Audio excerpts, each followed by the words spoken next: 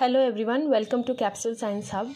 तो आज जो हम टॉपिक करेंगे वो करेंगे यूनिट वेक्टर, जो हमारे वेक्टर के पार्ट से है, राइट। तो अब देखो, यूनिट वेक्टर जो है ना वो क्या है, वो भी एक वेक्टर ही है, ठीक है। इसका मैग्नीट्यूड ऑलवेज क्या होता है, 1। और मतलब आप ऐसे लिख सकते हो कि ये खुद में एक वेक्टर है, fine. It is use to give direction. तो यूनिट वेक्टर का यूज़ किस में होता है, ये डायरेक्शन मतलब डायरेक्शन को शो करने में यूज़ होता है, इसीलिए हम इस यूनिट वेक्टर को भी डायरेक्शनल वेक्टर कहते हैं, ठीक है। एंड जस्ट रिमेंबर, मैंने कहा कि यूनिट वेक्टर का मैग्नीट्यूड है 1, तो इसका मतलब वो क्या है, यूनिट लेस भी है and it is dimension less 2, ठीक है।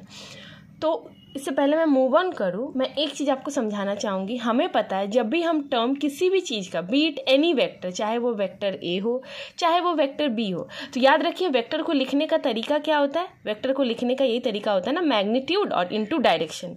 और ये डायरेक्शन कौन सा दे रहा है, वो भी एक वेक्टर ही दे रहा है जिसका नाम है यूनिट वेक्टर। तो आप यहाँ देखिए, ए वेक्टर को हम कैसे शो कर सकते हैं, मैग्नीट्यूड को हम कभी भी वेक्टर का मैग्नीट्यूड ऐसे शो करते हैं मॉड, और ये ए वेक्टर, इसका मतलब होता है मैग्नीट्यूड, इसे शो करने का तरीका है।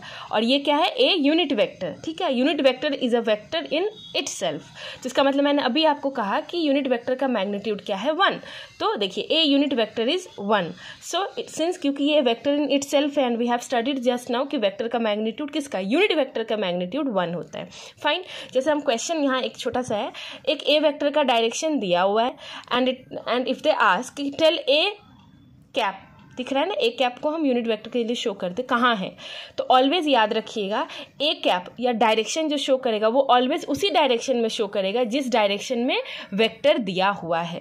बट इसका मतलब ये नहीं हुआ, क्योंकि एक चीज़ याद रखना, यूनिट वेक्टर मतलब मैग्नीट्यूड 1 इज ऑलवेज फिक्स्ड। अब ये ए वेक्टर 10 वाला हो सकता है, 20 भी हो सकता है, but that does not mean कि ये भी 10 का ही ड्रॉ करेंगे, 20 का ही। ये 1 है तो 1 ही रहेगा। अगर इस वैल्यू का, इस ए वेक्टर का वैल्यू 10 है तो ये 10 टाइम्स बड़ा रहेगा इससे।